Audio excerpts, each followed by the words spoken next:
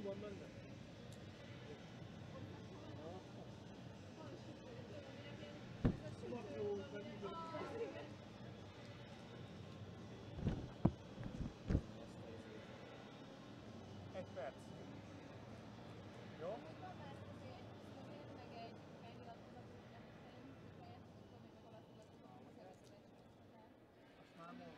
britekkel nem voltak az olasz.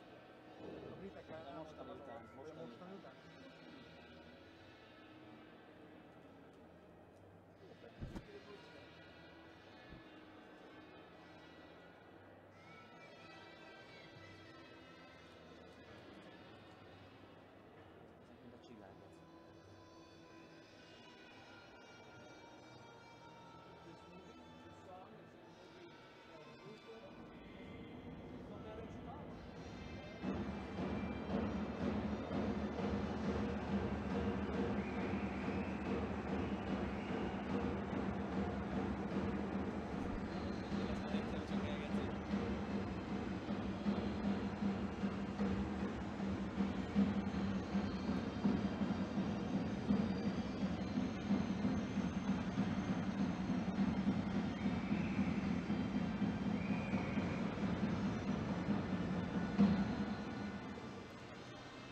Jó szurkolást és magyar sikert kívánok innen a Jégpalotából, Dani Bálintot hallják.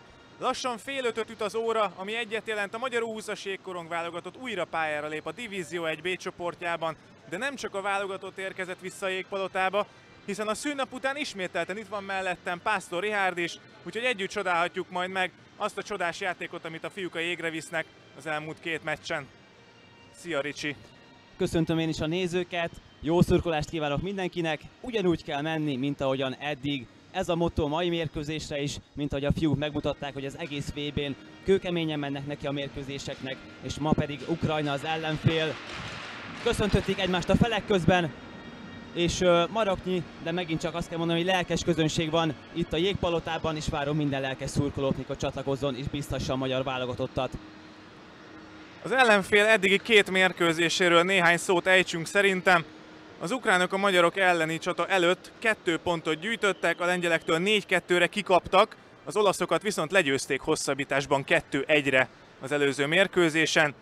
És azaz Andriy Savchenko, aki a szövetségi edző, elmondta, hogy bár nem voltak felkészülési meccsei a világbajnokság előtt az ukránoknak, úgy érzi, hogy nem lesz gond a csapategységgel, amit mi annyira hangoztattunk, hogy nálunk az milyen jó. Ricsi, mi lehet a különbség a mai mérkőzés között, a két csapat között? Mi lehet ma a különbség? Miközben a magyar csapat lelkes rigmusát hallottuk, ma a különbség egyébként szerintem az dönthet, hogy ha tudjuk azt a játékot hozni, amit eddig a VB-n, hogy agresszíven letámadjuk az ellenfelet és nem hagyjuk érvényesülni, akkor szerintem mindenképp meg lehet a siker. Ugyanúgy kell hozzáállnia, hogy eddig a mérkőzés elején meg kell fogni az ukrán csapatot. Így van, Kis Dávid mondta egyébként a segédedző Svasznek Bence mellett, Kis Dávid a másik segédedző Rich Chervonez mellett.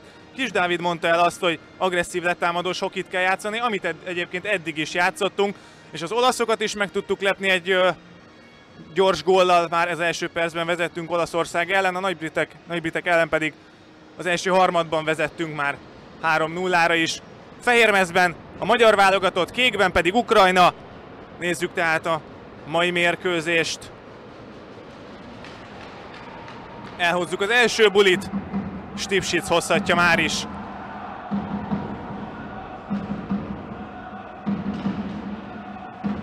A magyar csapat egyébként ugye, mint tudjuk, mind a két mérkőzését megnyerte eddig, közben az első lövést védte már az ukránok kapusa. Diacsenko kezd egyébként az ukránoknál, érdemes megemlíteni még itt gyorsan az elején, miközben egy tilos felszabadítást láthatunk, hogy még nálunk Kovács véd 2 meccs alatt egyszer sem jött be Kis Bence, úgy az ukránoknál mind a két kapus lehetőséghez jut. Ez befolyásol-e szerinted bármit is, Ricsi? Nagyon érdekes, hiszen az előző mérkőzésen, amikor az ukránok megszerezték első pontjukat és győzelmüket, akkor Petrenko volt a mérkőzés legjobbja, és kiválóan védte az ukrán kaput, ennek is volt köszönhető, hogy nyertek az ukránok. Az első mérkőzésen viszont 4 gólt is bekapott, aki most véd, úgyhogy nem tudom, nagyon érdekes szerintem ez, hogy megint megkapta a lehetőséget. Sági küzd a palánk mellett, Kis Zsombor van még ott, aki segít neki, és Kis Zsombor el is hozza Garát. ellövi!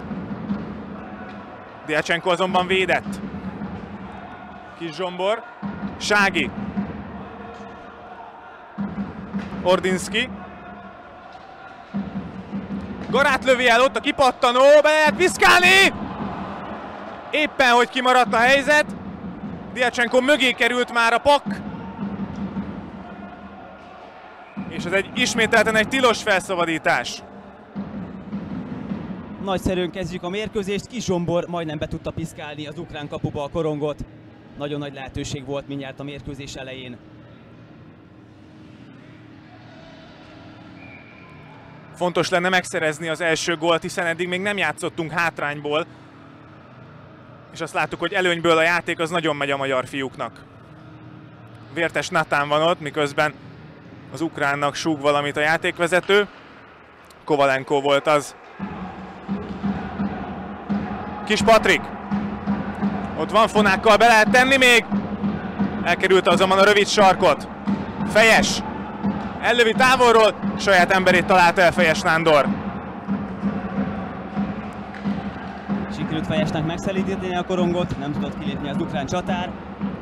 Most pedig már Molnár. Remek csel Vértestől. Egyedül viheti be a korongot az ukrán harmadba. Spak állította meg. Ott a lehetőség! Kipattant az ukrán kapusról. Egyelőre kicsit magabizonytalan, hogy mondjuk így, az ukrán kapus. Diacsenko nem kezd jól, nem is értem, hogy miért ő kezd, de nekünk ez egyelőre szerencsét hozhat. Mazur hozza a bal szélen. Sándor kiteszi a harmadból. Vlad. Kovács biztosít.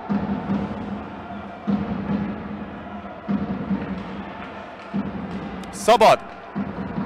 Kreisz. Szabadnak visszatett korong. Kacsan azonban odaért a védelemben. Sherbakov.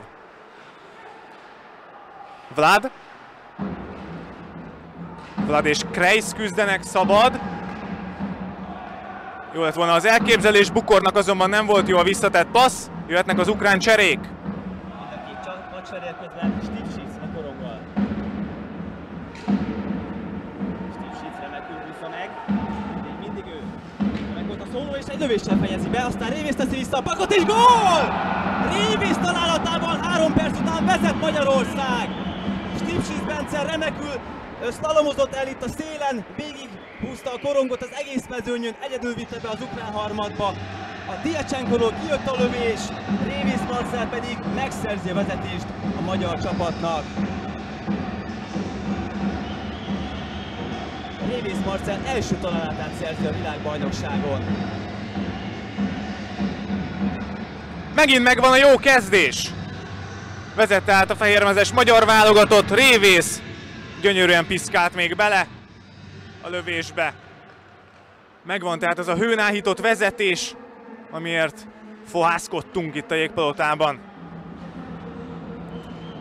Kis Roland küzd óriásit a korongért, Stipšić szedi össze a másik oldalon.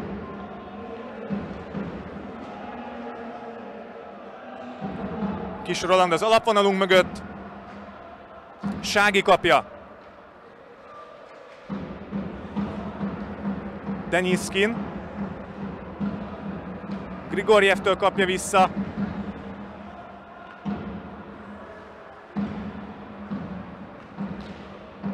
Távoli próbálkozás, Kovács azonban hárít.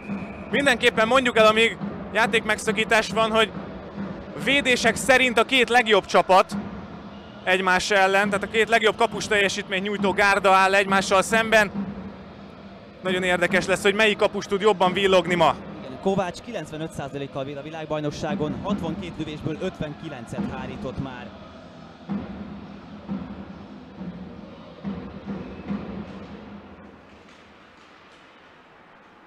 Garát passzolt ki oldalra. Nagyon nagyot harcolnak ott a mieink. Elment keresztbe, ad Kis Zsombor lövése. Garát tartja bent a korongot.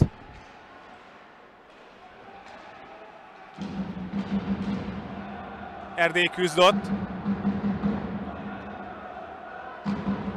Spak vágja ki. Kis és Garát bent tartják. Erdély lövi el! Éppen hogy kapu mellé, aztán beborul az ukrán kapus Diacsenko, és egy kisebb kakaskodás alakul ki. Ezt láthattuk a britek ellen is, hogy az elején kicsit felpaprikázott hangulatban jöttünk ki az öltözőből. De Kis Dávid azt is elmondta egyébként a nyilatkozatában, hogy az ukránok szeretnek hosszú keresztpasszokkal operálni a saját harmadukban és onnan építkezni. Ezt szeretnénk mindenképpen megtörni egy agresszív, sokat ütköző játékkal. Vlad. Bugár. Molnár kapta. Vlad elválasztotta őt a paktól. Aztán visszakapja. Molnár szerzi meg nagyszerűen. Horluskó. Összecsapnak a botok. Palánkon túl a korong. Nagyon jól látni egyébként, hogy a csapat maximálisan betartja azt, amit az edzők kér tőlük. Letámadnak, agresszívan ott maradnak az ellenfél tér felé, nem hagyják őket levegőhöz jutni, így egyelőre nincsen esélye az ukrán csapatnak. Nagyon fegyelmezetten játszunk mind a 3 mérkőzésen eddig a világbajnokságon.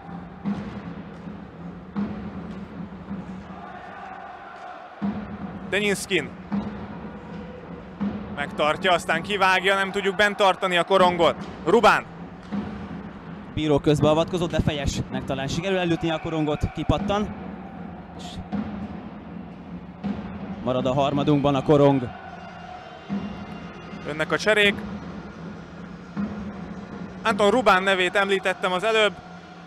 Azért kell rá figyelni egyébként, mert neki van a második legtöbb lövése az ukrán csapatban. Svisev 9-nél tart, Rubán pedig 8-nál. Erre a két úriemberre kell tehát legjobban figyelnünk hátul.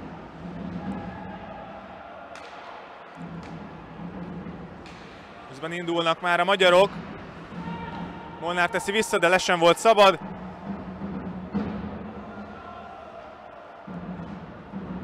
Bukor. Alexandrov. Spak. Spak majdnem elveszíti. Mostov.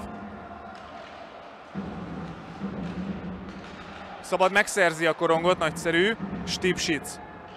Most egy kicsit mi is hátulról indíthatjuk a támadást. De megint kipattan a korong. Egyébként azt még hozzá kell tennem, hogy az előbb ugye földre került az ukrán kapus, azt is nagyon jól teszik, hogy megérezték a fiatalok, hogy bizonytalan a kapus, meg lehet zavarni, oda is ütnek neki 1-2-t, persze még a szabályok adta kereteken belül, de ez mindenképp biztató, hogy ezt is észrevették a fiataljaink. Stipsic. Horluskó teszi ki az ukrán harmadból, aztán visszajutatjuk hozzá. Denyinskin viszi be, fonákkal el lehet lőni, elkerüli a kapunkat szerencsére. Húha, nem sokon múlt az egyenlítés. A mérkőzés legnagyobb ukrán helyzete volt ez bizony. Ott átongott a kapu bal oldala, de valahogy ki tudta hagyni az ukrán csatár. Talán a világbajnokságon most érzem harmadszor, hogy Kovács verve volt, ugye az előző 2-ből gólt kaptunk, ebből most nem szerencsére. De ez most nem a kapusunkon múlt. Gyönyörűen kacsázott be Andriy Denyinskin. Denyinskin volt egyébként az első ukrán mérkőzés legjobbja.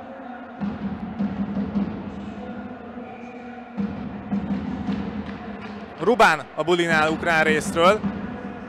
Kis Zsombor azonban elhozza.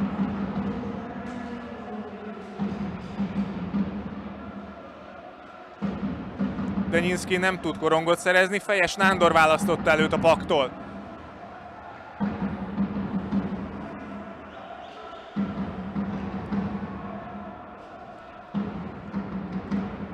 És azért nem volt tilos felszabadítás egyébként, ha valaki reklamált volna, mert ember hátrányban játszunk, egy kicsit minket is meglepett. Denyinskin lövi el, Kovács azonban véd!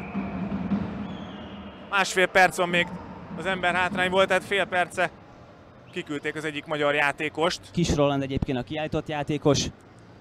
Most ember hátrányban játszik a magyar válogatott. Kis Roland azt nyilatkozta még az olaszok elleni mérkőzés után, hogyha ezt a játékot tartja a magyar válogatott, akkor akár a világbajnokságra is esélyesen pályázhatunk. Egyelőre nagyszerűen kezdünk itt is.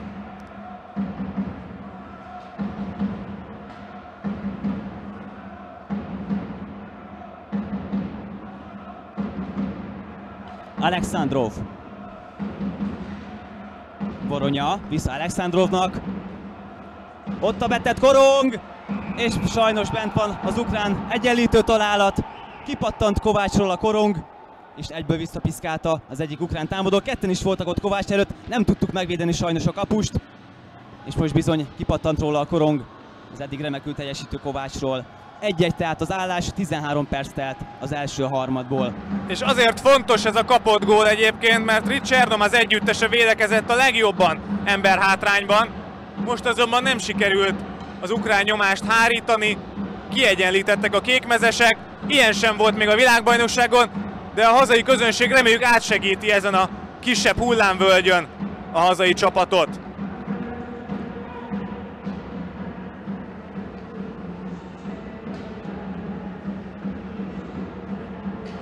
Molnár is hátul védekezik. Sherbakov. Sherbakov és Molnár óriási küzdelemben. Fejes nem tudja megszerezni, talán majd most.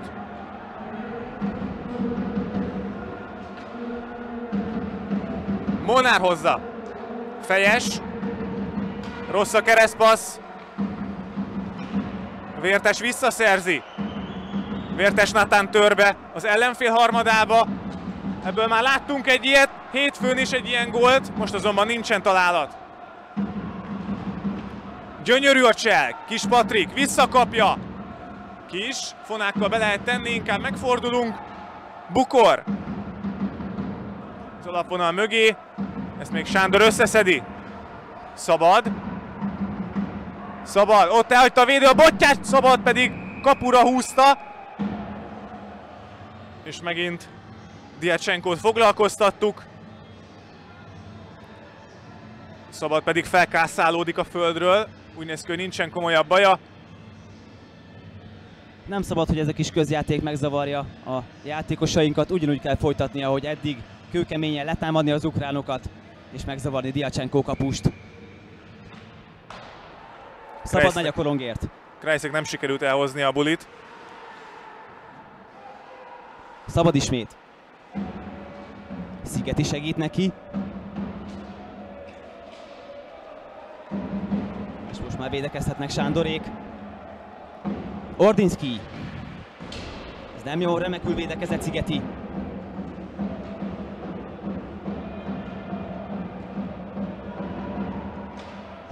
Szigeti tette be a támadó harmadba, és Sági megy a korongért. Stipsic. Stipsic ismét. Megint remekül kígyózik be az ukrán harmadba. Sági. Stipsic. Be az ukrán kapu elé, ez fölé száll.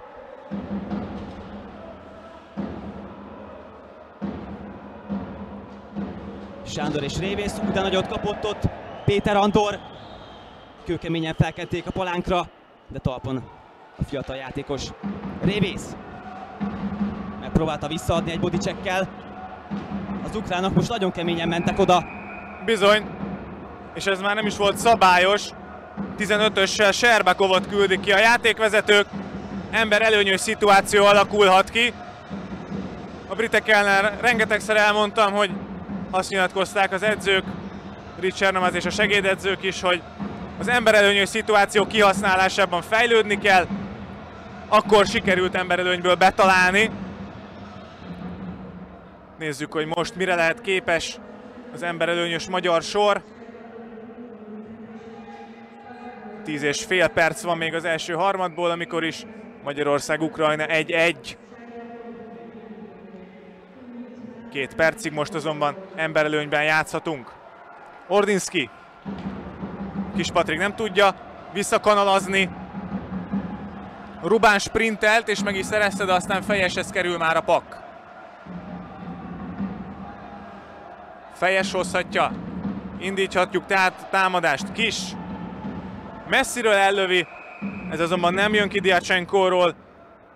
Viszont jöhet a buli majd az ukrán kapu elől.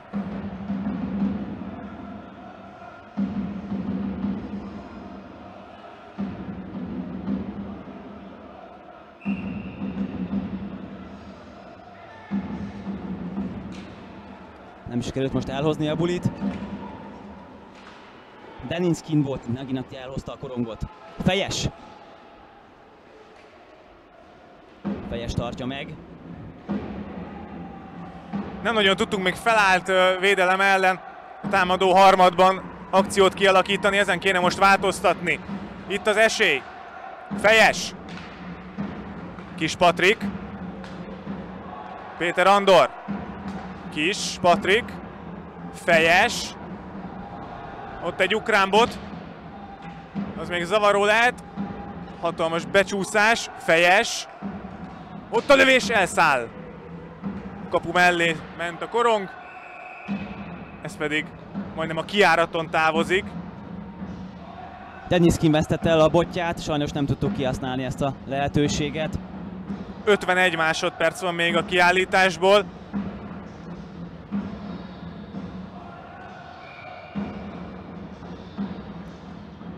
Révész és Mazur. Elhozzuk a bulit, Stipsic. Kis Zsombor. Révész, Marcel. Kis Zsombor. Stipsic szabadon, de nem kapja. Révész. Hát a másik oldalra Kis Patrik. Kis Roland volt, bocsánat, Kis Zsombor. Stipsic. Adogatunk ott, a figura. Vissza lehet azt még tenni. Stipsic megint. Elakad a blokkban. Még egy lövés, belefér! Diacsenko védett. Ordinski már kipasszolná, Stipsic. Ott a lövés a rövidre. Diacsenko megint véd. Kiegészültek az ukránok, nem sikerült kihasználni tehát az emberelőnyt. Voronya lépett meg. Sherbakov is visszajött közben. Ott egy kapu elé betett labda, korong. És Kovács ki tudta azt ütni. Emberelőny után egy kicsit most beszorulunk. Spák. Spák kapu elé, fölé. Remek volt a blokk ismét.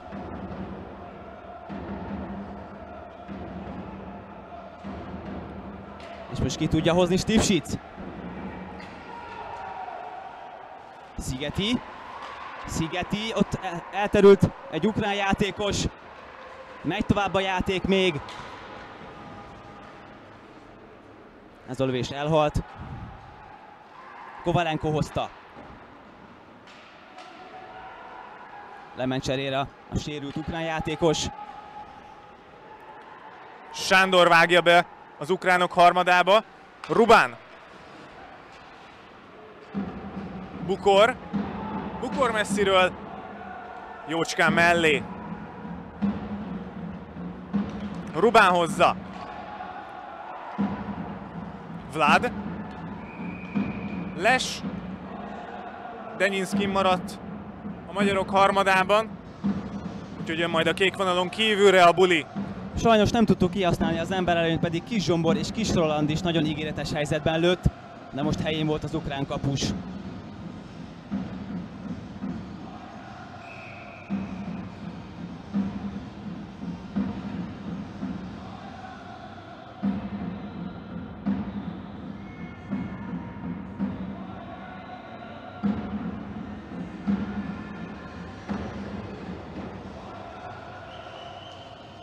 Vértestel beszélgetett el a játékvezető, és jót a semleges harmadból a buli.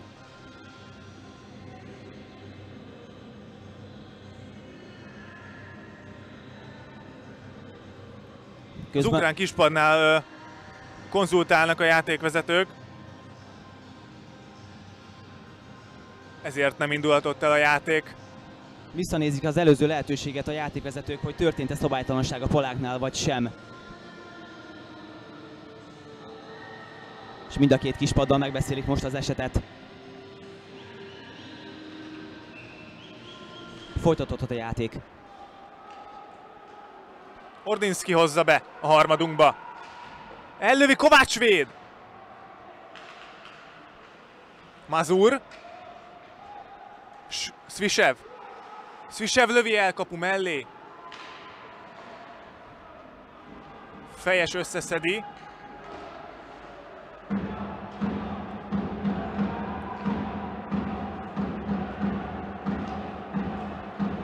Vértes. Molnárnak kell korcsolyázni a veszettül. Vértes Nátán megtartja, még kap egy óriási body checket. Svisev.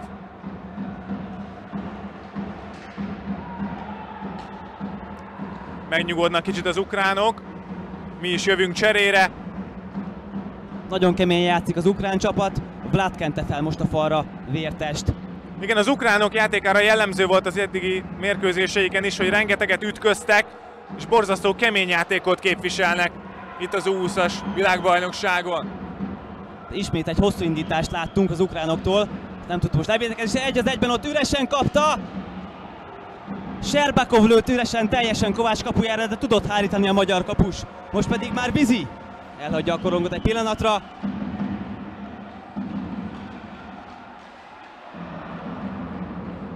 Kiszsombort nem találta meg társa, Vizi, ha jól láttam.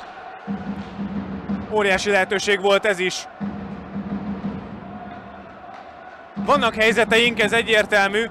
Megint egy hatalmas ütközés, Spak. Na, kicsi a rakás az alapvonal mögött. Még egy kis lögdösödés is. Igen, az nagyon fontos, és csak az edzői nyilatkozatokra tudunk hivatkozni, hogy nem szabad, hogy engedjünk ennek a pressziónak, ennek a nyomásnak, hogy folyamatosan szövegelnek az ellenfelek, az ukránok is mondjuk akkor, vagy a britek ellen is ez volt. A saját játékunkat kell játszani, és ki kell zökkentsük az ukrán válogatottat. Révésznek nem sikerült elhozni a bulit. Az ütközés sem volt most jó. Kis Roland. Megint egy kőkemény párharc. Kis Roland egy lövés. Ez lepattant most Kovalenkóról. Stipsic. Sági botozott ott középen.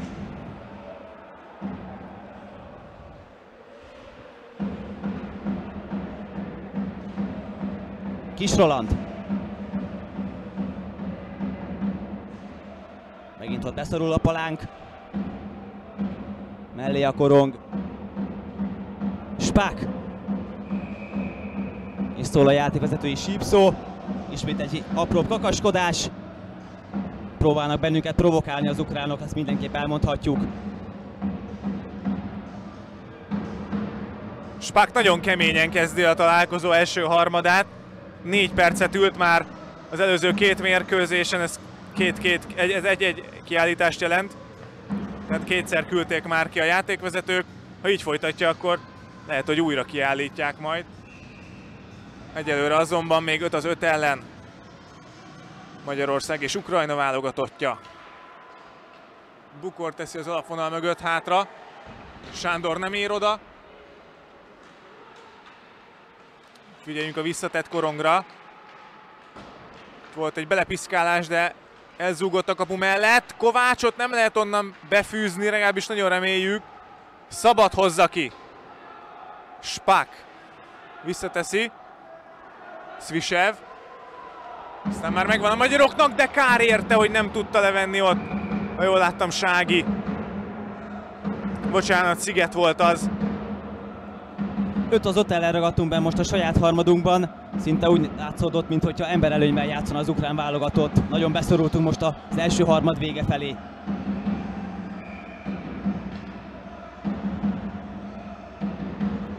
Kreis és Sherbakov a bulinál. Kreis elhozza, nagyon jó. Lehet sprintelni, Sziget szedheti össze, de ez így tilos felszabadítás.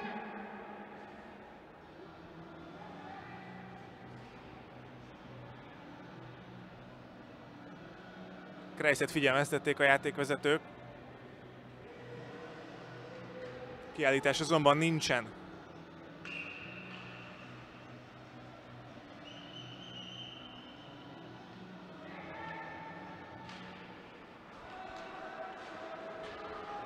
Bukor ki kéne juttatni a harmadból azt a fránya korongot.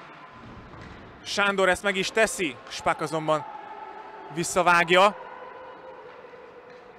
Bukor. Nagyszerű kiugratás, Vértes mehet! Spak gyönyörűen szerelt. Az utolsó utáni pillanatban Vértes nem tudott lőni. Szabad. Vértes hagyja. Kis Patrik szedi össze. Kis Patrik nem tudja megszerezni az ukrán játékos elől.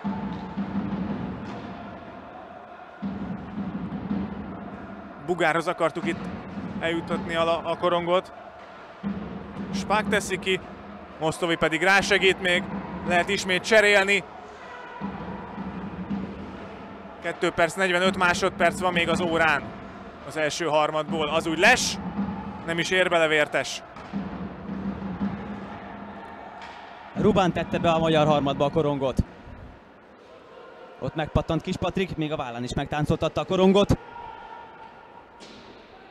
Vértes és Molnár megy érte. Molnár mutatta a figurát.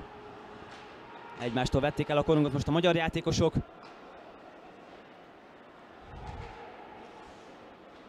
Vlad. Deniszkin tette tovább. És csere a magyar oldalon. Vizik kellemetlenkedett, aztán Nagy Ákos sem tudott koronghoz érni. Ez így megint les lett volna. Erdély megy le cserére közben. Fönnmaradunk, szépen letámadunk most. Nem hagyjuk kibontakozni az ukránokat. Mégis egy hosszú betett korong, de ez már nem jó szerencsére. Megint egy tilos felszabadítást láthattunk. Talán most az utolsó pár percet az ukránok harmadánál tölthetjük. Ez lenne a legideálisabb. Jó lenne a harmad vége előtt egy magyar gólt találni valahogy.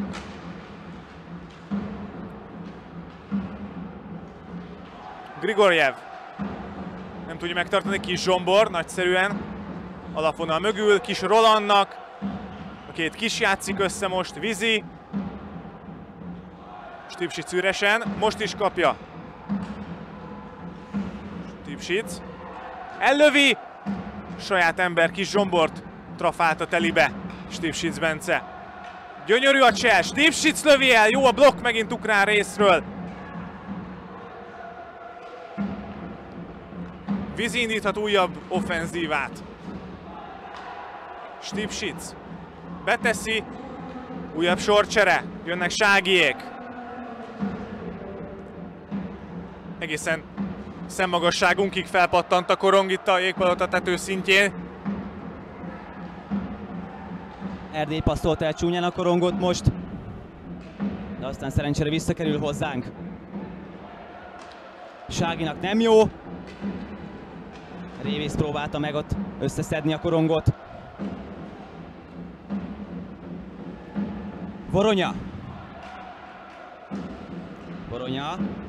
Nagyot védett most Kovács megint. Nagyon középen üresen maradt ott. 15-ös Serbakov, ha jól láttam. Vlad. Egy óriás lövés, Révész blokkolt. Ságiról megint visszapattan a korong. Csak ki kéne már ütni azt onnan.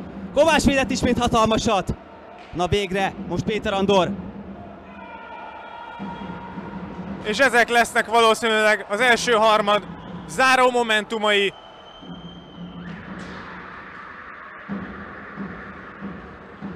A hangjelzés tehát azt jelzi, hogy vége az első harmadnak. A magyar válogatott most nem tud ellenfele fölé kerekedni, de talán ez nem is akkora probléma, hiszen eddig mindig belealudtunk a vezetés tudatában a mérkőzésbe. Ricsernamáznak most nem kell felráznia majd a magyar válogatottat, hiszen ők is érzik, hogy ez most nem olyan egyszerű meccs, mint az eddigiek. Rövid szünet után jövünk vissza a jégpalotába.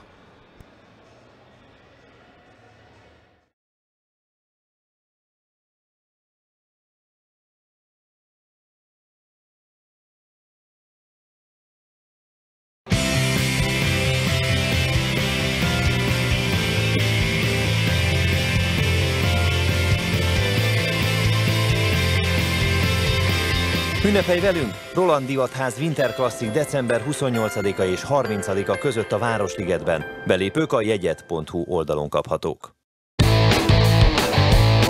Még nem sikerült 3 tökéletes harmadot játszanunk, ezt mondta határozottan Kis Dávid, a segédedző.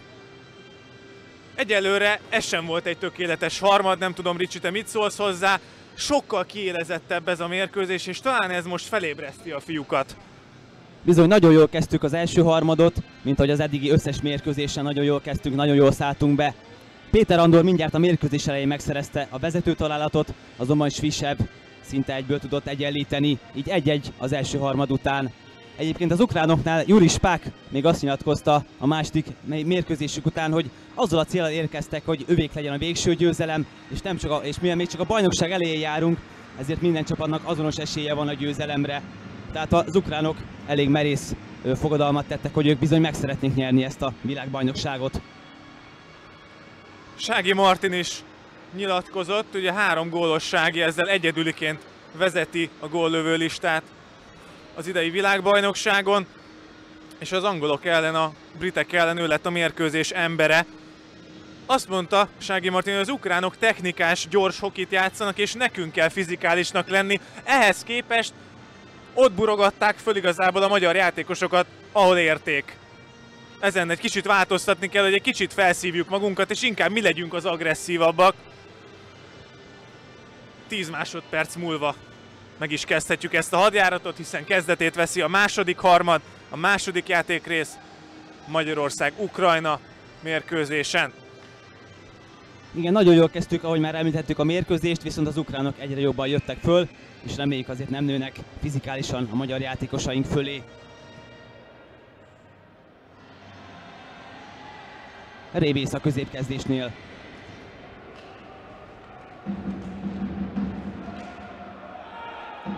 Stipsic megy a korongért. Kovács tette le neki szépen.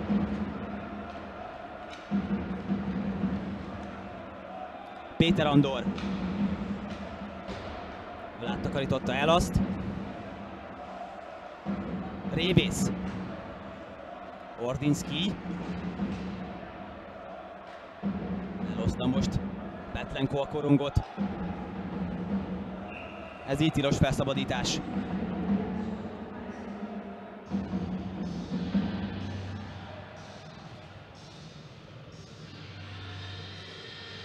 Kíváncsi vagyok, hogy mennyire szedte össze Richard Nomaz a fiait a szünetben. Mennyire fogunk változtatni majd azon a stíluson, amit eddig játszottunk. Kicsit kezdeményezőbben kell majd fellépni. Ott kipattan a korong.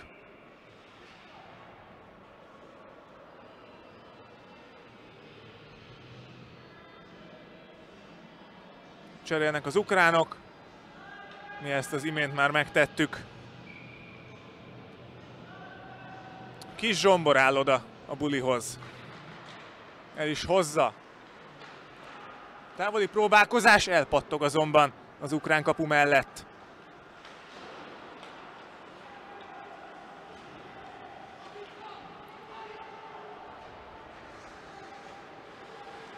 Vizi megtartja a félpályánál.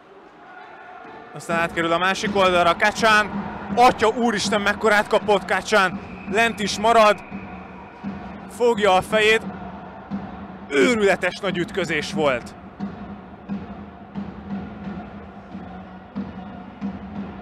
Garátot ki is küldik ezért a megmozdulásért.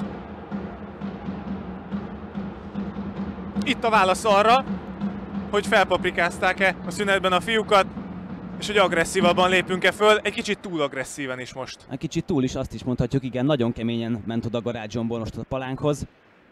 Szorványos taps a nézőtérről. Úgy kell lesegíteni az ukrán játékost. És bizony nem jó ilyet látni. Semmilyen sportpályán sem, de a hokiban ez benne van abszolút. Természetesen szándékosságról szó sem lehetett. Egyszerűen csak ez hozzá tartozik a játékhoz. És Kacsánt lekísérik. Ki is állították Garátot, ha jól látom, elsétál az öltözőbe. le is teszi a botját. Innentől kezdve Garátnak véget ér a mérkőzés. Reklamálnak is ott a magyarok, ha jól látom, Révész az, aki konzultál a játékvezetővel. Garát pedig magányosan áll az öltöző ajtajában. Nagyon nagy érvágás ez a magyaroknak. 5 perces kiállítás, tehát nem ér véget számára a mérkőzés, rosszul mondtam. Viszont 5 percig nem jöhet vissza. 5 perces kiállítást ugye durva szabálytalanságért osztanak. Igen, valószínűleg szándékosnak minősítették Garát Zsombor megmozdulását. Szerintünk azért nem volt ennyire kemény.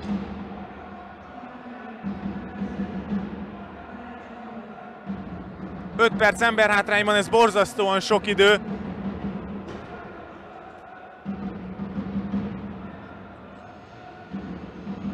Anton Rubán várja, hogy elkezdhessék a bulit.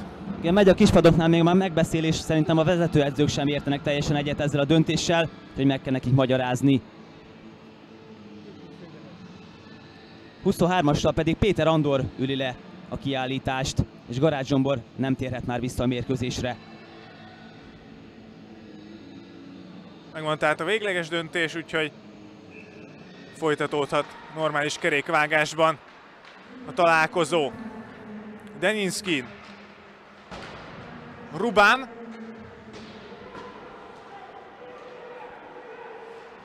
Grigorjev összeszedi még, Mazur, Rubán, távoli próbálkozás, gyönyörű védés Kovácstól. Nagyon fontos, hogy a helyén legyen Kovács Dávid, ez magabiztosságot sugallhat és kölcsönözhet a társaknak, hogyha hátul egy ilyen megbízható és jó kapusunk van. Bizony, és a közönség is egyből megérezte, hogy el kell a biztatás most, rákezdett a Ria Hungária. Főleg egy ekkora ütés után, amit Garát kimért ellenfelére, egy kicsit megilletődhetnek a srácok, de nem szabad, folytatni kell továbbra is a sokat ütközős, agresszív játékot, természetesen nem szándékos ütésekre gondolok. Továbbra is beszorított helyzetben támadhatnak az ukránok! A rövide ment a lövés, Sándor azonban összeszedi a kipattanót. Ordonszki próbálkozott, most pedig már Deninskin. Deninskin kavargat még. Nem tudtuk tőle elvenni a korongot, Ordonszki megint. Szerencsére ezt nem tudta bent tartani most. Ordonszki teszi vissza, és ez így szabálytalan. Lemaradt megint egy ukrán játékos. És ezért volt les.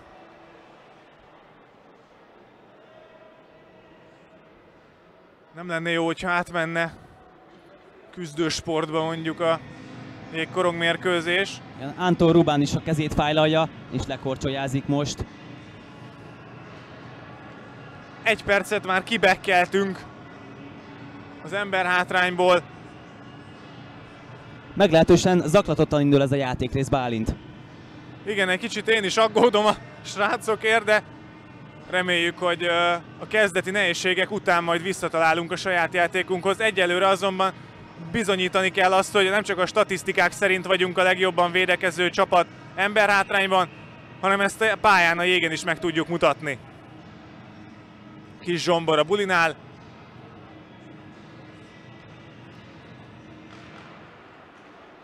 Stipsic.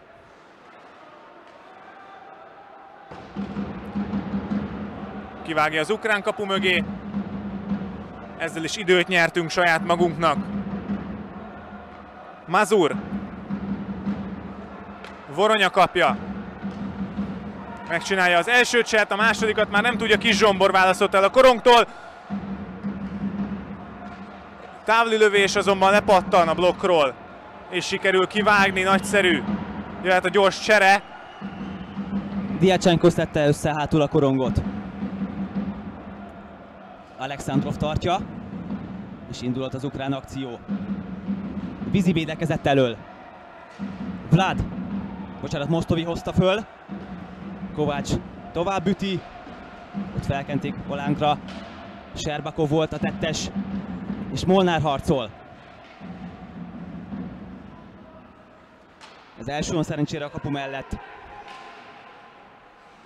Sikerült kiütni a korongot. Az jó indítás volt. Azonban jelezte a vonalbíró, hogy les lett volna, ezért sem érhetett bele Vizi. Sági. Megint a tisztázás. Az emberhátrány, az 5 perces emberhátránynak a fele pár másodpercen belül letelik. Grigorjev. Denyinskin.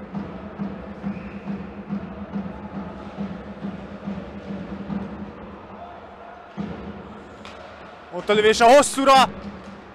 Ott pattog még a korong. Ordinski. Megint elő Kovács véd. Denyinskin. Denyinskin, megvan a csel. Sági összeszedi, nagyon szép volt.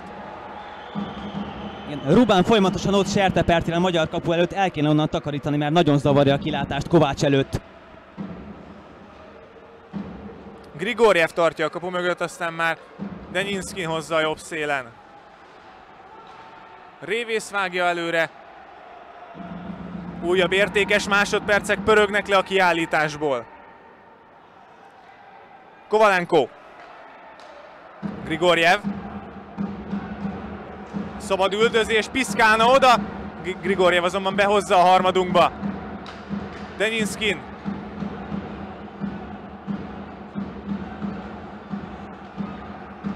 Kovalenko. Grigorjev. Egyelőre nem lövi most. Kovács fogja meg. Na. Csak kivágtuk. Folyamatosan jár a taps a kivágott korongokért. Denyinskin azonban most megindult, rosszul cseréltünk, kipattanó! Megúsztuk ezt is! Óriási üdvrivalgás a nézőtére minden egyes felszabadított korong után.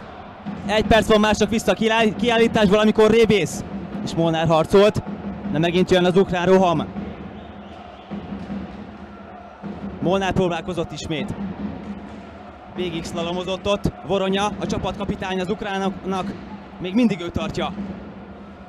Egészen elképesztő, nem tudtuk elvenni tőle. Voronya ismét. Próbálkozott a Slipschwit megszerezni. Könnyedén fogta Kovács. Kis Roland pedig megint odaszólt valamit ellenfelének. A bal felső sarokba ment volna ez a lövés, de Kovács nagyon szépen hárított. Igen, innen a bal oldalról Alexandrov és Ordinski is remekül tüzel, de Kovács nem tudtak eddig túljárni a kapusunk eszén, mikor már csak 23 másodperc van vissza a kiállításból.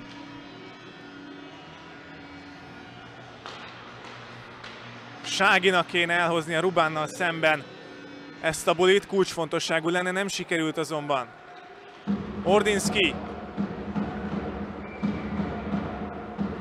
Denyinskin. Ordinski kapja. Jó volt a blokk. Sándor Flórián. Kis zsombor óriási bodychecket osztott ki Denyinskinnek. Nem is tetszett ez az ukránnak. Nézők azonban vastapsal jutalmazzák. Letelt a kiállítás, kérem szépen.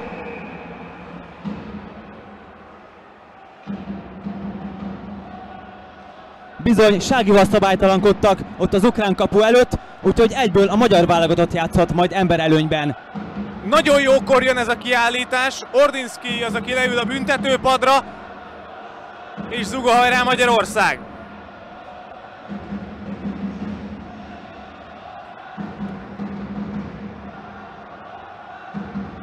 Egy rövid taktikai megbeszélés a magyar sorral.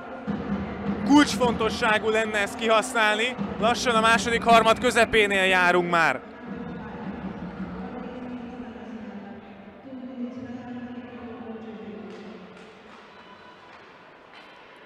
A Vértes küzd, meg is szerzi a korongot.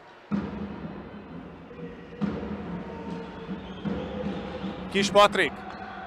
Vértes. Megint Kis Patrik. Nincs lövés egyelőre. Eccsel befele! Elakad azonban a blokkban. Spak volt az, aki blokkolt. Fejes. Bent tartja. Most viszont fordulhatnak az ukránok, de jó szerencsénk volt, hogy elsuhant a korongot 13-assal Svisev botja alatt. Fordulhatnak ismét a magyarok. Péter Andor.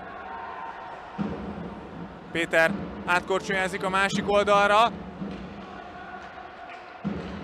Megint ő. Ott a kapáslövés, azonban nem sikerült eltalálni Kis Patriknak. Vértes. Szép lett volna a keresztpassz. 1 perc van még a kiállításból. Stipsic hozza a korongot. Nagyot harcolt ott most Mosztovival. Sikerült bevinni az ukrán harmadba a Révész. Közben Sági elcsúszik középen. Kis Patrik, aztán megint Révész. És egy nagy lövés! Ezt megfogta Diacsenko.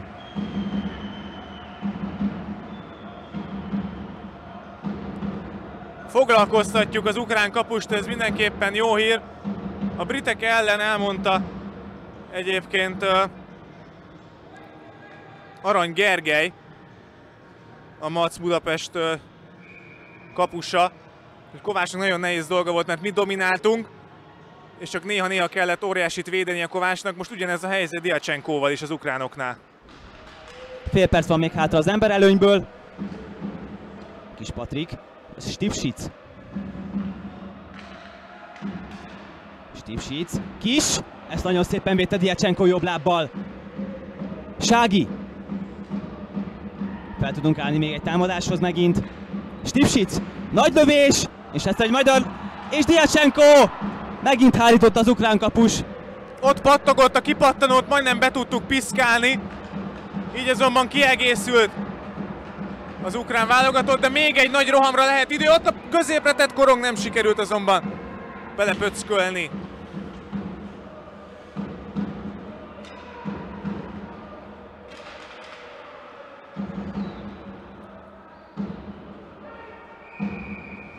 Az új tilos felszabadítás. Jöhetünk vissza az ukránok harmadába. Grigorjev elhagyta a botját, aztán reklamál is ezért.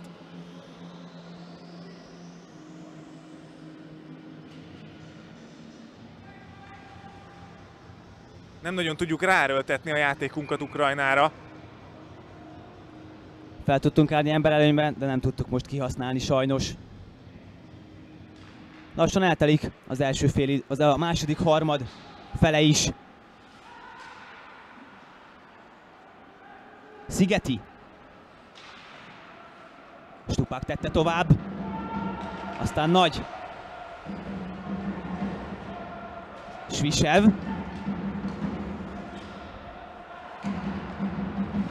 Szigeti nem tudott beleérni.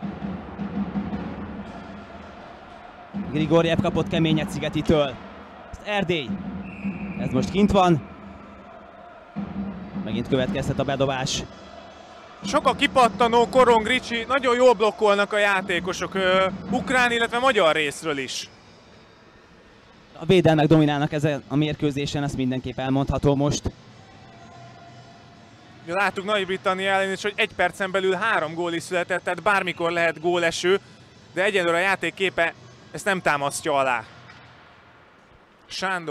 Bukor. Ott a lövés, ott van még a korong! Nem sikerült szabadnak betenni. Vizi teszi vissza Bukornak. Megint Vizi Dániel. Adja Bukor Rajmundnak. Ott a passz Vizinek. Egy lövés, lepattan!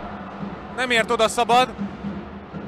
Krejsz lábai között pedig elsiklik a korong. Ismét Bukor. Na talán most egy kicsit az a periódus jött, amikor mi birtokoljuk többet a pakkot. Sherbakov viszi be.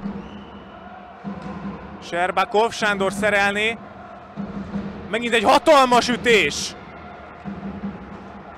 Sherbakov ott van még. Kovács jól zárja a szöget, aztán középre tett korongot nem tudta senki bekotorni szerencsére. Szabad. Ordinszkival szemben veszít párharcot. Ordinszki. Rubán. Be akarta csapni Kovácsot, de rés sem volt a magyar hálóőr. Az bizony kikerül. Ha visszavitték volna, akkor les lett volna, de így jöhetünk ki a harmadból egy kicsit. Bukor.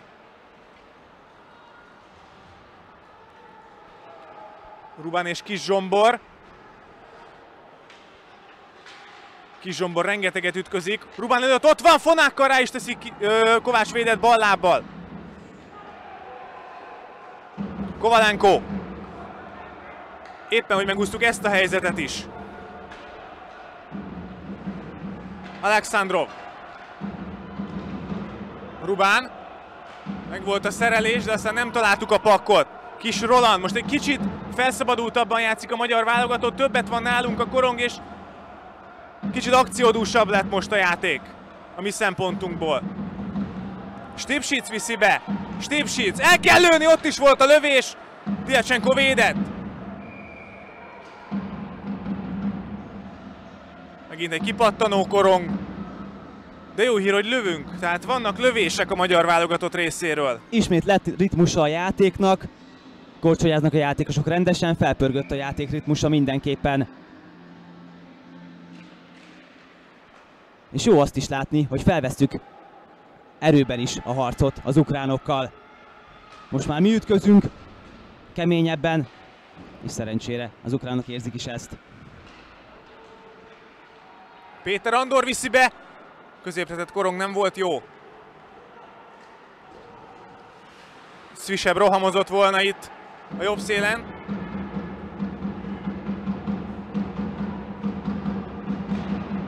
Mazur vágta ki a harmadból. Kacsán. Bocsánat, Voronya volt az 18-assal. Alexandrov. Megint egy nagy ütközés Révész részéről.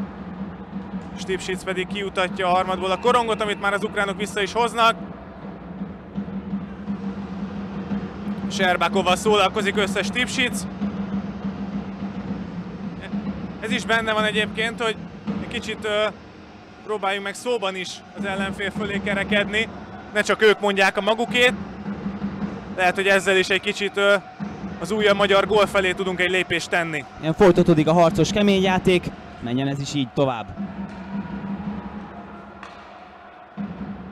Az most nem pattant ki. Molnár ment érte. Sikerült még bent tartani. Keresztbe húzott passz. Kreisz. Erdély. Egy remek lövés, viszont megint lejön a blokkról. Fejes próbálkozott.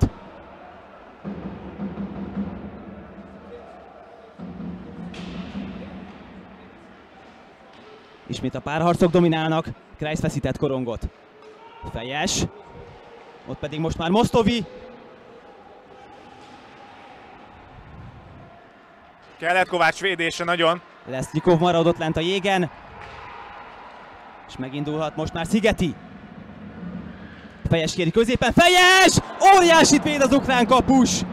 Diacsenko bal lábbal kitolta a korongot. Sándornak kell figyelnie most már. Szerencsére meg is tette ezt. Rubán megint a magyar kapu mögött a jégen. És elhozza Kis Zsombor.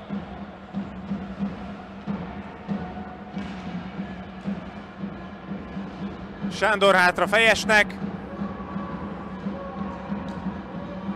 Szép a passz Kis Zsombor. Vizi. Ott a lövés! Elpattan a kapu mellett. Ebből még lehet valami. Bukor. Ott a lövés, Diacsenko megint véd. Elképesztő, milyen teljesítmény jut az ukránok kapusa. Ordinski.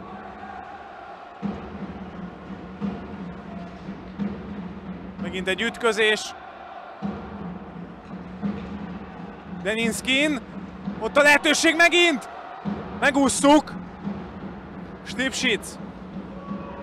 Bukor. Vizi Dániel hozhatja.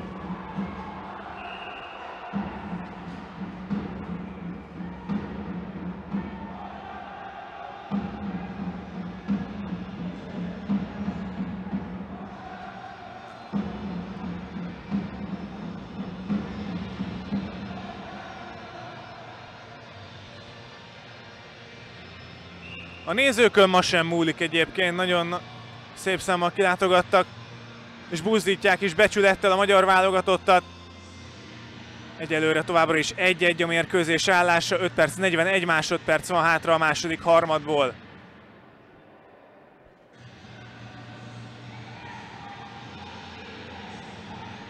Érdekes ez a játékvezetői felfogás, látod, hogy az olasz mérkőzésen inkább elküldték a játékosokat a bulitól, itt apró megbeszélések közepette folytatódhat a játék. Spák lövését blokkolták. Nagy Ákos húzhatja meg a bal szélen. Spák. Az úgy tilos. Jöhetünk az ukránok kapuja elé.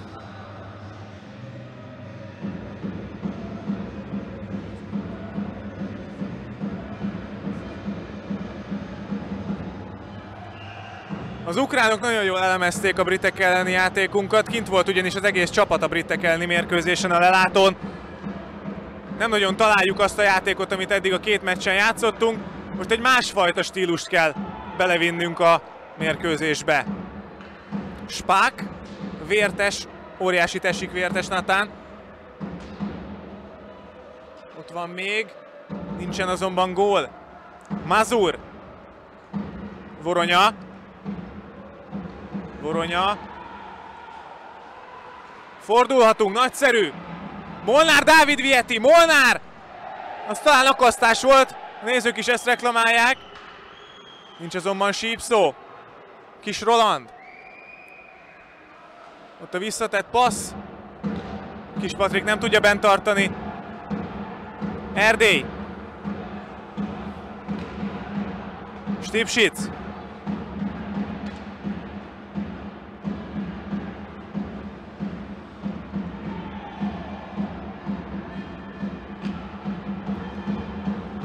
Stipsic szedi össze még a kapu mögött, aztán már nagyon jól hozza a játékba Ságit. Sági ellőheti, mellé vágódik.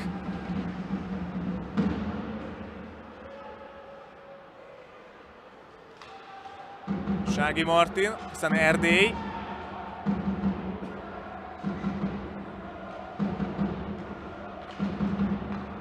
Jöhetnek az ukránok. Kovácsnak biztosítania kell hátul. Jól oldja meg a magyar kapus. Felpattanó korong, nincsen kint. Péter Andor.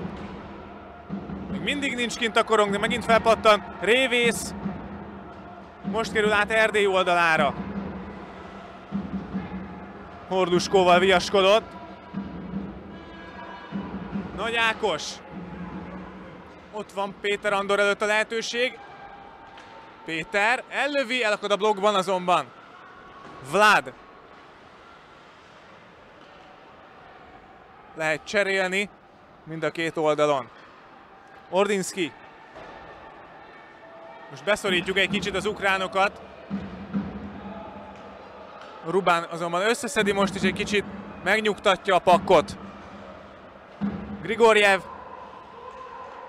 várja a lehetőséget. Megint látható, hogy a támadó harmadban 3 magyar is, tehát megint a letámadást vesszük elő. Jenyinskin elvesznek egy védőt. Ott a kipattanó. Szerencsére nem kapott bele semmelyik magyar sem. Sándor Flórián. Szabadnak nem volt jó a kiugratás. Ordinski.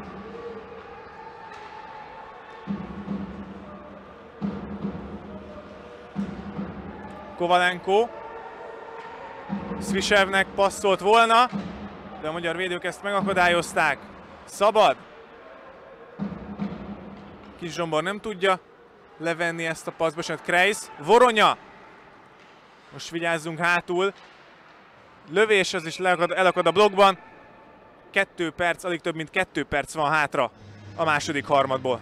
Óriási mezőny munka zajlik a jégen, mind a két csapat rengeteget korcsolyázik most, és elképesztő iramban zajlik így a második harmad vége felé a játék. Mind a két oldalon akadnak lehetőségek, de a kapusok jól állnak most a lábukon egyelőre. Svisev nem tudta elhozni ezt a bulit. Aztán pedig Mazur tette vissza.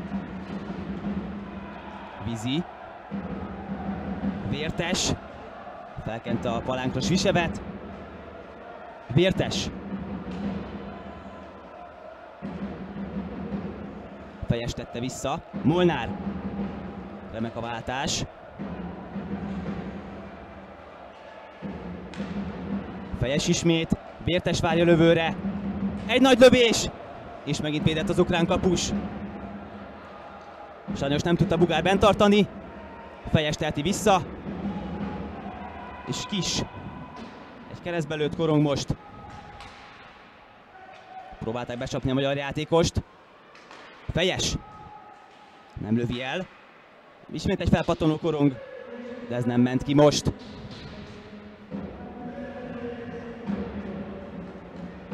Kis Patrik. Most van fölé. Az élén pörgött a Korong. Nem nagyon lehetett ezt kapura tenni. 57 másodperc van még a második harmadból.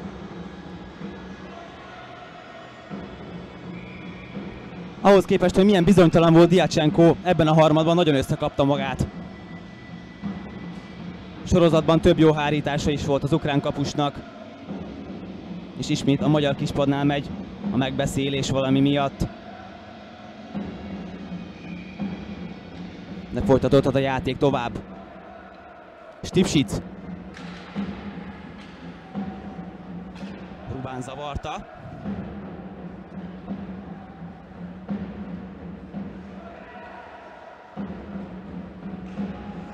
Révész. Ismét egy kőkemény ütközés, aztán Sági. Stipsic. Stipsic remek csellel. Nincs kint még a Korong. Egy lövés, de ez nem jutott el az ukrán kapuig. És Kis Roland mehet a Korongért. Amiért Gyenyinskin is nagyon küzd. És már Kovalenko is ott van ukrán részről. 12 másodpercnél áll meg az óra. Megint az összeszólalkozás. Stipsic kapitányként oda megy rendet teremteni az ukránok körében. Sőt, a kézjelzésekből ez már majdnem fenyegetésnek mondható egyébként. Innen felülről úgy tűnik. Nagyon frusztráltak a magyar játékosok, de hát miért is ne lennének frusztráltak, hiszen ilyenkor már az elmúlt két mérkőzésen több gólos vezetés tudatában nagyon magabiztosan játszhattunk, most pedig az ukránok tördelik a játékot, és mi sem nagyon találjuk azt az ellenszert, amivel meg lehetne verni egyelőre ezt az ukrán válogatottat, de van még egy harmad, és még ebből a játékrészből is hátra van 11 másodperc.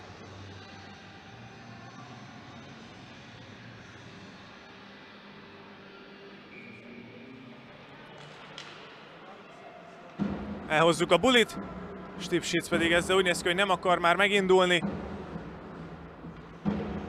Ő tartja a Korongot, szépen lepörögnek a hátralevő másodpercek. Úgy gondolom, egy biztonsági harmaddal zárult ez a második játékrész. És mindkét fél úgy döntött, hogy majd az utolsó játékrészben, a záró harmadban akarja eldönteni ennek a találkozónak a sorsát. Én úgy gondolom, hogy érdemes velünk maradni, mert nagyon izgalmas a magyarok harmadik mérkőzése. Rövid szünet után ismét jelentkezünk a jégpalotából. Közben lassan érkezik a magyar válogatott is a jégre. 23-21 a lövések aránya a magyar válogatott részére, és ezekből egy gól sikerült szerezni, tehát 4%, majdnem 5%-os a lövési hatékonyságunk. Ez azért fontos, mert eddig a mi lövési hatékonyságunk a legjobb, illetve bocsánat, a lengyeleké a legjobb, miénk a második legjobb statisztika ebben a kontextusban, viszont az ukránok csak az olaszokat előzik meg. És azért érdekes ez a dolog, amit mondasz, Bálint, mert eddig mind a két mérkőzésünkön 43 lövést eresztettünk meg, tehát dupláját, mint ami most a kétharmad alatt eddig az ukrán kapura ment tőlünk. Úgyhogy ez kevés ez a lövésszám, mindenképpen többet kéne próbálkoznunk, hogy hát ha betalálunk. Viszont ugye úgy nem tudunk lőni, hogyha nincs nálunk a Korong. Az ukránok játékát játsszuk egyelőre, vagyis hát az ukránok tudják a saját játékukat játszani, helyesebben szólva. És addig, ameddig a magyarok az ukránok játékával kell, hogy foglalkozzon, addig igazából nem nagyon tudunk helyzeteket kialakítani, és csak egy-egy veszélyes lehetőség előtt állunk.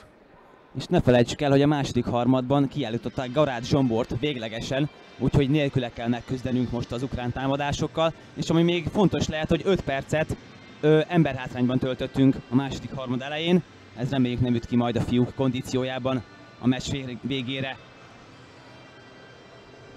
Ezek tehát a tények és a kérdések, hogy vajon hogyan tudjuk majd semlegesíteni ezt az ukrán válogatottat. Egyelőre nem a hosszú keresztpasszokkal operálnak, hanem inkább a válvédőjükkel, hiszen hatalmas ütközéseket láthatott itt a jégpalota közönsége a második játékrészben, és ebben a pillanatban elkezdődik tehát az utolsó harmad, amint a játékvezető bedobja a korongot, ez most meg is történt.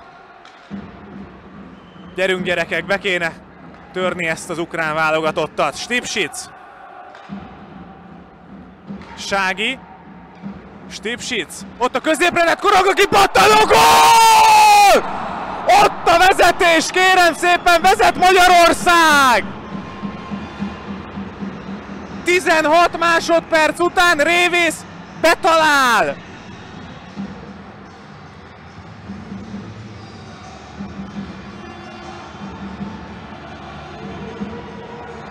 Kettő egyre vezetünk, tehát megvan az a nagyon fontos vezetés. Révész Marcell, nem biztos, hogy ő volt a gólszerző közben, de nem sokára megtudjuk, nem láttam pontosan. A lényeg az, hogy a korong bent volt az ukrán kapuban, és megvan a vezetés. 15 másodperc, és megint jött a szokásos magyar támadás, amit eddig már megszokhattunk, viszont ezen az ukrán meccsen egy kicsit hiányoltunk a mieinktől. Így kell elkezdeni egy mérkőzés hajráját. 15 másodperc után 2-1-re vezet Magyarország. És most erősítik meg a hangos bemondón is, Révész Marcell volt a gólszerző. Voronya cselezget ott a rövid saroknál, nem sikerült betuszkolni a szerencsére. 2-2-ben mehetünk, most visszaért már egy ukrán védő, Nagy Ákos. Nem sikerült Nagy Ákosnak középre tennie jól. Megvan a vezetés, és végre megint előnyből játszhatunk. Kérdés, hogy mennyit változik az ukránok játéka ennek fényében. Szerinted, Ricsi, maradnak ennél a tördelős játéknál? Szerintem ők ugyanúgy megpróbálják majd tördelni a játékot, keményen oda tenni a magyar játékosoknak, hogy hát ha egy-egy kiállítást majd ezzel kiharcolnak, és akkor nagyobb százalékban tudják esetleg majd belőni a helyzeteiket. A magyaroknak folytatni kell a technikás játékot, most már nyugodtan játszhatunk. És közben 2 perces büntetést kap a 7-es játékos Mostovi az ukránoknál. Tehát 2 percet, emberelőnyben kezdünk még. Kis Patrik. Vizi küzd, aztán leül a földre. Lesnyikov. Középen nem érkezett senki. Kis Patrik. Vizi. Jó lenne egy emberölönyös gól is, és akkor 2 góllal vezethetnénk. Vizi viszi be. Egyelőre nincs lövés. Fejes. Kis Patrik kapja. Ott a lövés, kipattanó. Vértes nem tudott belekotorni. Fejes. Az nem jó. Kis Patrik inkább visszalépett biztosítani. Serbakov. Cserélnek az ukránok, Fejes hozza. Fejes. Spak. Keresztbe teszi a korongot, Révész azonban visszakanalazza. Sági. Kis Patrik kapja. Kis Zsombor. Kis. Érkezik Kis Roland a másik szélre, Stipsic. Kis Zsombor. Most jut el Kis Rolandhoz. Révész. Nincs még kint a korong, viszont most 2-1-ben mehetnek az ukránok, nagyon kell sprintelni hátrafele. Kis Roland. Ott a kapuvas! Nincsen bent! Megúsztuk, és lehet most fordulni. Sági Martin. Vlad szerelt gyönyörűen. Hajszán hiány múlott megint az egyenlítés az ukránok részéről, ráadásul ember hátrányban. Talán még egy emberelőnyös lövés belefér, 4 másodperc az órán a kiállításból. Ott a lehetőség, Stipšić lövi el, ott a kipattanó nincsen bent! Most hasonl rá Diacsenko. Óriási kapuvát lőtt Deniszki, ez nagyon nagy szerencse volt, hogy nem ment most be a korong Kovács kapujába. Meghagytattuk ezt az emberelőnyt, viszont nem tudtunk igazán veszélyes gólhelyzetet kialakítani, csak itt a legvégén. Aztán Diacsenko tenyerelt le a korongra végül. De még mindig ott van a korong az ukrán harmadban. Kreisz lesz a bulinál, vele szemben pedig Mosztovi. Sándor. Szigeti vissza középre, és megint elcsúszott a kapuvas mellett. Ez centiken múlott. Majdnem a saját védőjükről pattant be a korong. Szigeti kavargat. Sándor várja. Vissza Szigetinek. Szigeti be a kapu elé. Ez elment most az ukrán kapu fölött.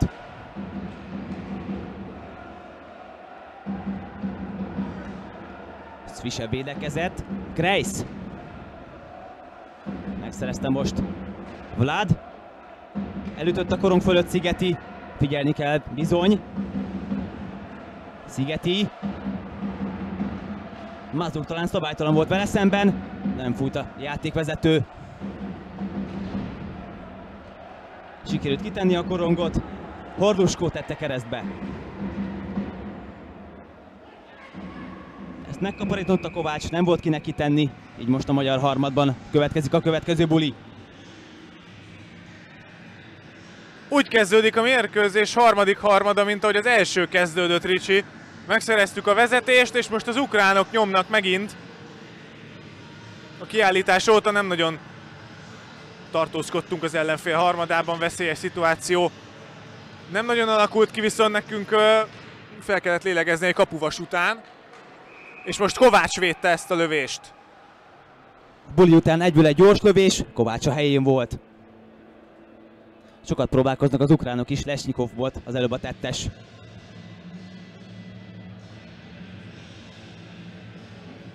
Az egész VB alatt hangoztatta meg már a kezdetén is az ukrán csapat, hogy ők meg akarják nyerni ezt a világbajnokságot. Most hátrányban vannak, de nagyon jönnek föl. Sági. Ez így lesz sajnos. Előbb bekorcsolyázott Sági a harmadba.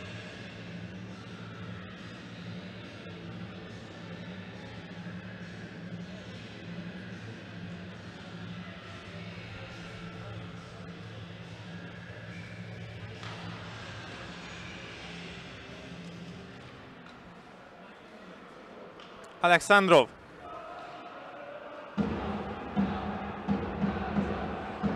Spák kéri, egyelőre nem kapja. Gyenyinskin. Péter Andor kanalazza ki. Spák. Alexandrov. Sági nagyszerűen állítja meg az ukrán támadást. Révész mehet. Révész 1-1-be. Szépet védett Diacsenko. Micsoda háromszög volt itt egyébként szembe velünk. Itt a pálya közepén, mint a kispályás labdarúgást láthattunk volna. Sági a britek ellen szenzációs szólógólt lőtt. Megint a palánk mellől indult. Most azonban leadta Révésznek, aki nem tudott kapuba találni.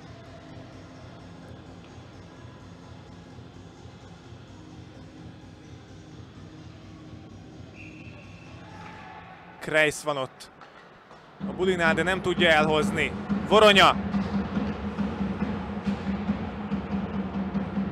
Nagy Ákos küzd a korongért, nem tudja megszerezni. Horluskó. Ott a lehetőség. 3 magyar is a támadó harmadban, nem sikerült azonban kihasználni a kavarodást. Voronya hozza a bal szélen. Ez jócskán elszáll a kapu fölött. Vlad. Mazur. A rövid soroknál zajlik a játék. Mazur megint. Kovács megint óriásit védett. Hogy piszkálta ki ezt Kovács Dávid, te jó ég! Fejes! Fejes húzza meg. Lehet cserélni. Voronya. Vizinek kell sprintelnie Serbakovval szemben. Fejes ér vissza. Mosztovi. Serbakov botja mellett elcsúszott a korong. Vértes nem sikerült kiugratni a Nagy Ákosnak. Grigorjev. Serbakov. Molnár füleli le ezt a paszt. Molnár Dávid ellövi. Jócskán mellé, de még össze lehet kaparni valahogy ott a másik oldalon. Kis Patrik azt mondja, hogy nyugodjunk meg, Stipsic. Vértes. Vértes kerüli meg ellenfelé, gyönyörű volt. Lesnyikov. Jó az átadás Mosztovinak. Kovalenko húzza meg ott. Rövidre nem tudta betenni, Kovács résen volt. Egy távoli próbálkozás elakad a blokkban. Nagyon kellett. Ott az újabb ukrán lehetőség, Stipsic önfeláldozón belevetődik, és most lehet menni. Kis Patrik. Kis Patrik nem jól csel. Arra jó volt, hogy lehessen cserélni ismét hátul, de helyzetet nem tudtunk kialakítani. Sándor ütközött egy kőkeményet, majd pedig korcsolyázik a korongért. Rubán ment ki rá, most pedig már Szigeti. Kreis hozhatja föl, várja túlodon szabad. Szigeti egy lövés! Ezt védte Diacsenko. Szabad. Itt a túloldalon teljesen üresen Sándor. Egy nagy lövés, ez fölé száll. Sándor tette vissza, aztán szabad. Szigeti. Péter. Sándor. Egy lövés és gól! Én már bent láttam, de a kapuvasról kijött a korong. Kreis remekül tette bele a botját. Centimétereken múlott. Az ukránoknál már volt egy kapuvas. Őket sem segítette a kapu. Most mi is pórul jártunk vele. Én is majdnem kiabáltam Ricsivel együtt, hogy gól. Mi már bent láttuk, valamint itt a jégpalotában is, ez a több száz ember, aki kijött drukkolni a magyaroknak, felkiáltottak, hogy gól, de egyelőre várni kell még az újabb magyar találatra. Egészen elképesztő volt, hogy tudott a kapuvasról kifele csorogni a korong. Stipsic. Kis Roland várja a túloldalon. Stipsic remekül húzta vissza. Jöhet megint egy szóló. Fejes. Ezt kitette Diacsenko. Kis Patrik tette, aztán vissza. Egyre meg, és most itt van a gól! Ugyanazt játszottuk meg az előbb, és Révész bepaskolta ott 2 méterről a korongot. A második gólját szerzi a támadónk. A 12. percben 3-1-re vezet Magyarország.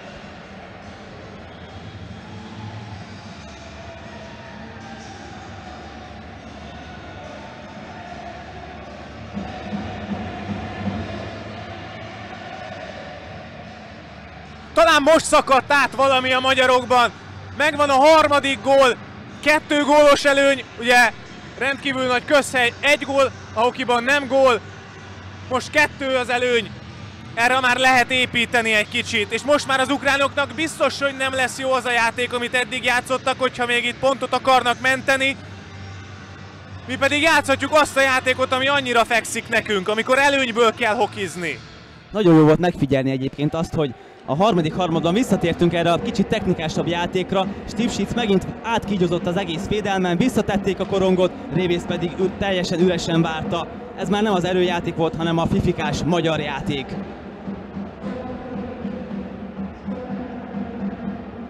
Fejes hozza, nagy. Vizi, megcsinálja a cselt, Vizi ellövi! Nincsen bent, lejött a blokkról. Aztán összeszedi a saját lövését. Vizi óriásit küzd Serbakovval. Lesnyikov. Bugár elveszi tőle. Fejes. Nagy Ákos. Nagy, megcsinálja az első cselt. A másodikba hiba csúszott. Vizi teszi vissza biztosan Erdélynek. Stipsic. Nagyszerű a keresztpassz. Nem ment azonban senki érte, hiszen cserél a magyar válogatott. Vlad. Saját kapuja mögül indul Vlad. Kovalenko nem tudta megszelídíteni. Denyinskin. Figyelni a rövidnél. Ott a visszatett passz. Most lehet korizni. Szigeti. Elveszíti azonban, gyönyörű volt a védekezés. Horluskó ért vissza. Stipschicnek figyelnie kell. Társak jelezték is neki. Horluskó. Vlad.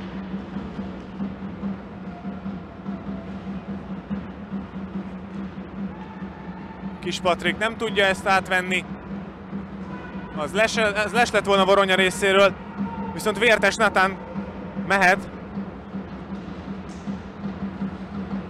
Óriásit küzdenek ott a korongért Molnárral.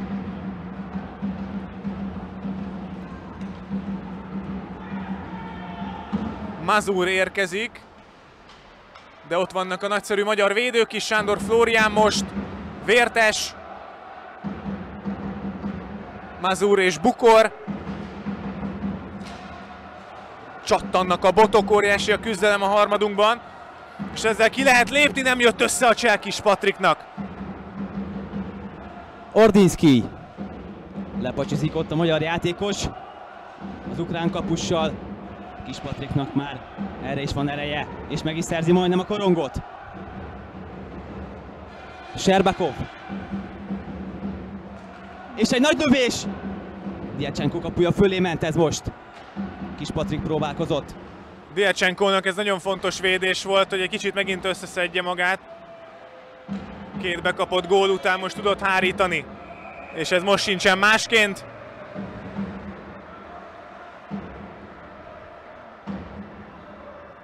...9 perc, 5 másodperc van hátra a harmadik harmadból. Egy örökké valóságnak tűnt ez a 11 perc, ami lepergett, de majdnem még egyszer ennyi van hátra. A magyar válogatott 3-1-re vezet Ukrajna ellen. Maradjon ez így a mérkőzés végéig, vagy növeljük is akár ezt az előnyt. De ne adjuk ki a kezünkből ezt a mérkőzést, srácok. Folytassuk ezt a nagyszerű játékot, amit elkezdtünk az utolsó játék részben.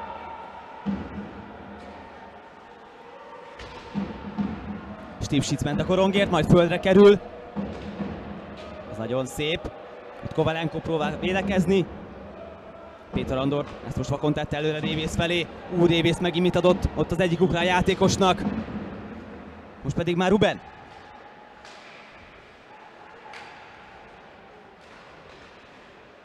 Nem sikerült Vlad lövése, és kicsúszik a korong. Megindulhat most már Péter. Péter remekül. Lecsorgott a korong Diacsenkóról, de nem tudtuk betenni most az ukrán kapuba. Kis Zsombor. Aztán Fejes. Nagy Ákos. Visszakapja. Érkezik Vizi. Bugár szedteti össze. Aztán Kis Zsombor. Szép a szóló. Kis Zsombor ezt kapu fölé emelte. Aztán pedig Mazur tette ki a korongot. Svisev. Kis Zsombor fordulhat. Kis Zsombor remekesen Mazurral szemben. Vizi.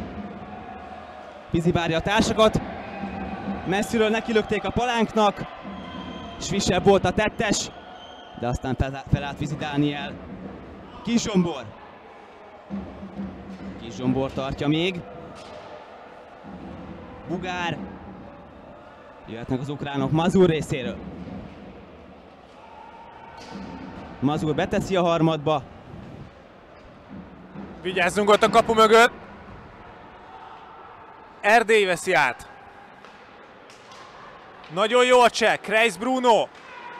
Egymást akadályozták Szigetivel. Pontosabban Szigeti akadályozta Kreist. Sherbakov. Vlad elcsúszik, csak úgy, mint szabad. Bukor pedig biztosra ment. Az egy kicsit hosszú indítás. Horluskó. Ő is egy kicsit hosszan tolta meg a korongot. Meg lehet még Szigetinek, nincsen meg. Felgyorsult most a játék, pörögnek a másodpercek, de ez most nekünk jó. Az ukránok rápihennek egy nagy offenzívára. Alexandrov hozza. Rubán. Ruban beviszi. Kis Patrik azonban hátraért. Ott az újabb okráhelyzet. Kovács megint eszméletlen miért védett. Bravúr hátán Kovács Dávid részéről. Sándor Flórián. Vértes zárja ki ellenfelé, gyönyörű volt. Sándor. Jöhetnek a friss emberek, Ságival, Péterrel.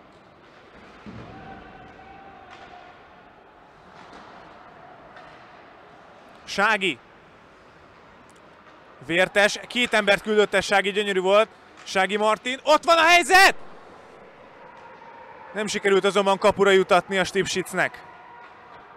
Egy éles szögből való lövés, Stipschitz! Ott a röviden!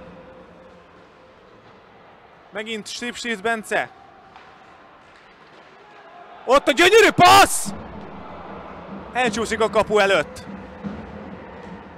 Stipschitz veszélyeztetett háromszor is. Még mindig bent van a korong az ukránok harmadában, ez nekünk dolgozik. Kicsivel több mint 5 perc van hátra. Spák. Most jutott ismét ukrán botra a pak.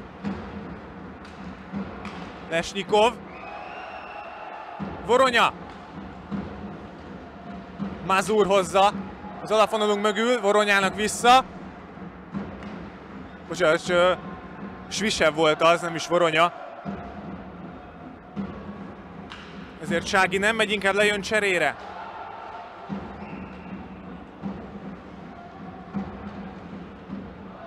Fejes Nándor hozza. Vizi. Erőszakosan beviszi a harmadba. Tartsuk bent, Fejes küzd, de nem sikerül bent tartani. Lesnyikov. Erdélyt nem lehet csak úgy átfűzni, kérem szépen. Vizi Dániel.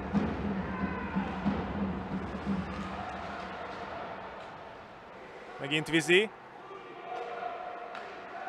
Erdély lövi el, ott a kipattanó nincsen bent!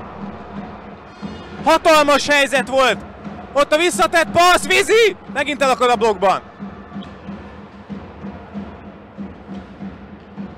Vlad és Nagy Ákos, Serbakov pedig kihozza a kapujuk mögül.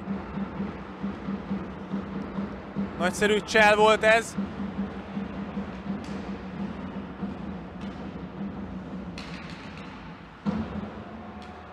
Alexandrov. Ismét egy blokk. Egy magyar blokk, és egy jó magyar blokk. Ezzel lehet menni. Stipschitz. Gyerünk, Bence, el lehet azt lőni, el lehet azt lőni! Nincsen bent a röviden.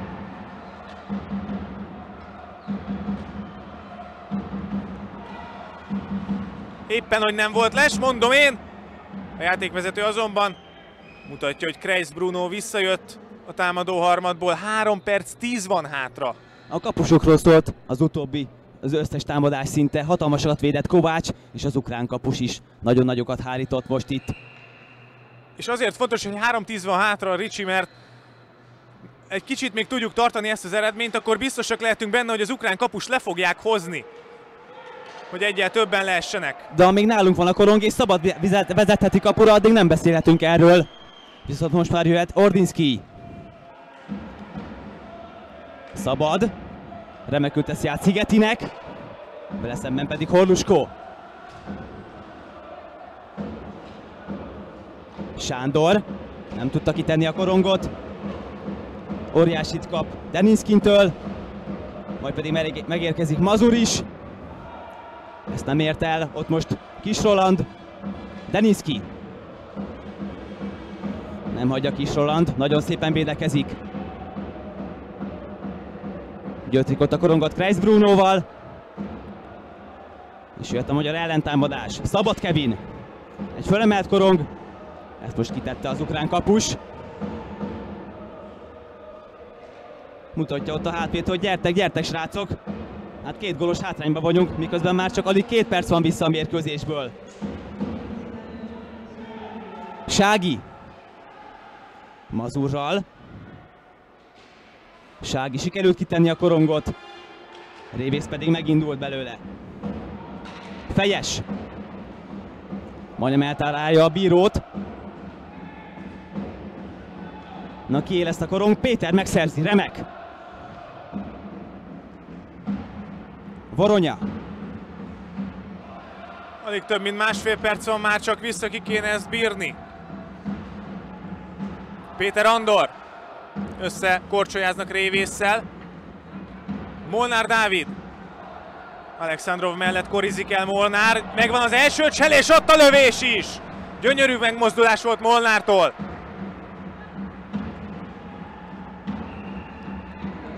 Tilos felszabadítás 1-10-zel a vége előtt. 2 gólos magyar vezetésnél. Örömteli, hogy nem volt olyan játékszituáció, hogy az ukránok le tudták volna vinni a kapusukat. Diacsenkonak végigben kellett maradnia, hiszen veszélyeztetett a magyar válogatott folyamatosan a mérkőzésen.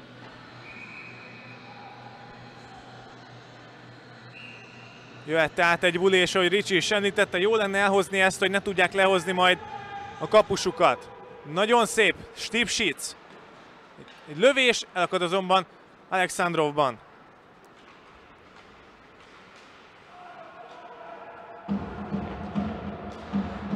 Lesnyikov a szélen.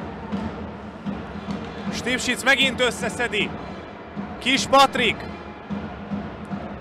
Kis. Elkorizik a kapu mellett, mögött Stipsic. Ott a megpattanó lövés! Nagy Ákos juttathatta volna kapuba a korongot. Így azonban hozhatja az ukrán válogatott. Erdély Botyalat elcsúszik, ezzel vigyázzunk. Mosztovi. Bent van még a harmadban. Erdély. Rubán. Nagyon szép védekezés Stipsictől. 3-2-ben, vagy akár 4-2-ben is mehetünk. 8 másodperc van hátra. Stipsic kilőtte a korongot, hogy középkezdés jöjhessen. 8 másodperc alatt nem hiszem, hogy 2 gólt tudunk kapni. Felállt a jégpalota közönsége, és éltetik a magyar válogatottat, akik a harmadik mérkőzésüket is meg fogják nyerni az U20-as világbajnokságon, és ezzel óriási lépést tesznek afelé, hogy feljussanak majd, de hát eddig még nagyon sok idő van hátra.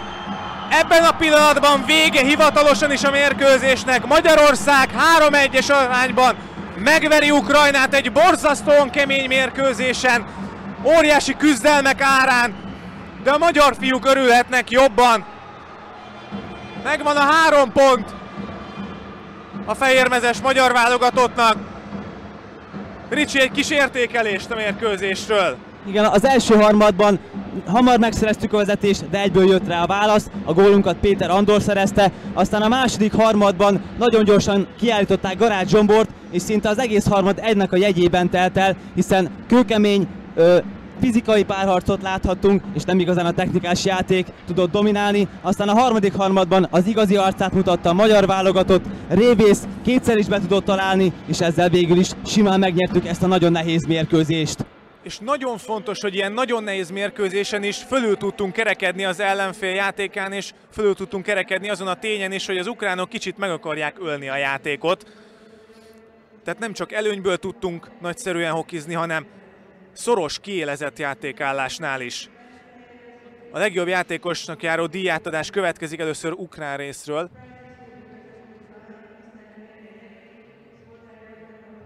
Nem lennék meglepődve egyébként, hogyha ukrán részről mondjuk Deninskin kapná, vagy Diacsenko.